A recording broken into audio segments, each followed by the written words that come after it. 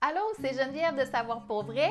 Bienvenue dans une autre capsule à propos de l'application CISA.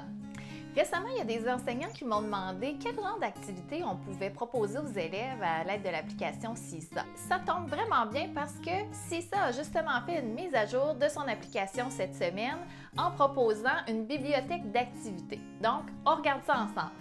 Vous pouvez maintenant choisir des activités pédagogiques en fonction du degré où vous enseignez, puis modifier les consignes écrites et dictées.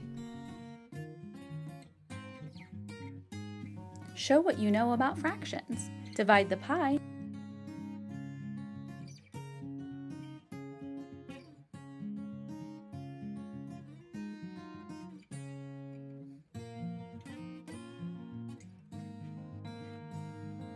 Vous pouvez aussi choisir le bon dossier dans lequel sera classée l'activité par la suite.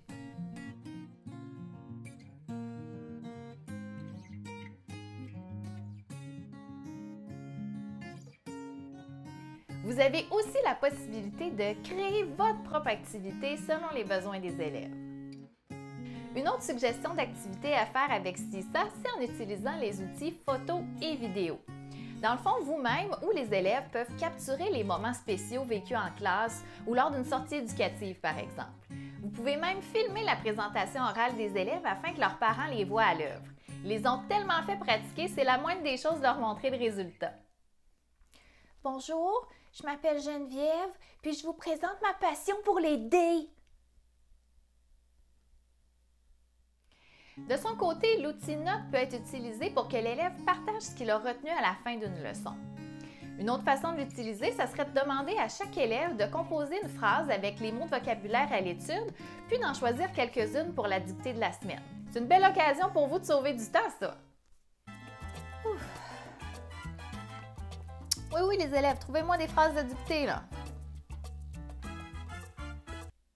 Une autre activité à proposer aux élèves pourrait être de leur demander d'effectuer une recherche sur un sujet en particulier, puis de partager un site web contenant de l'information pertinente à l'aide de l'outil Lien.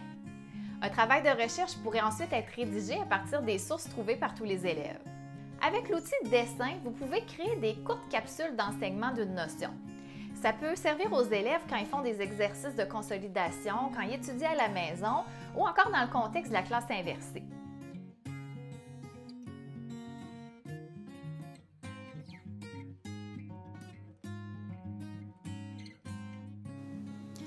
Allô! Aujourd'hui, je te présente un petit aide-mémoire pour te rappeler comment on fait quand on veut additionner des nombres. Premièrement, moi je commence toujours par me tracer un tableau de numération. Alors, unité, dizaine, centaine, question de bien aligner mes nombres.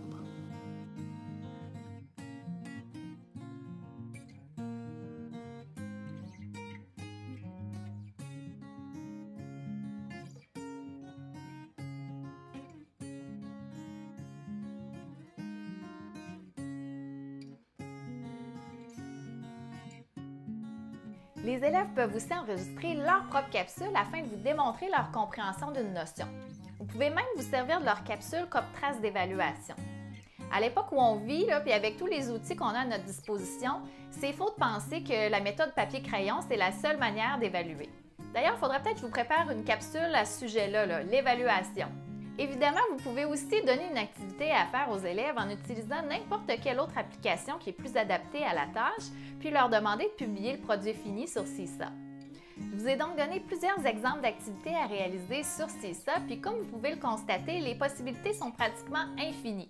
Donc, faites aller votre créativité, puis surtout, utilisez celle de vos élèves. Je vous présenterai prochainement d'autres capsules vidéo à propos de d'autres applications. Donc, si vous ne voulez rien manquer, n'oubliez pas de vous abonner à la chaîne YouTube de Savoir pour vrai. Puis, vous pouvez aussi nous suivre sur notre page Facebook, puis aller faire un petit tour sur notre site web. À bientôt!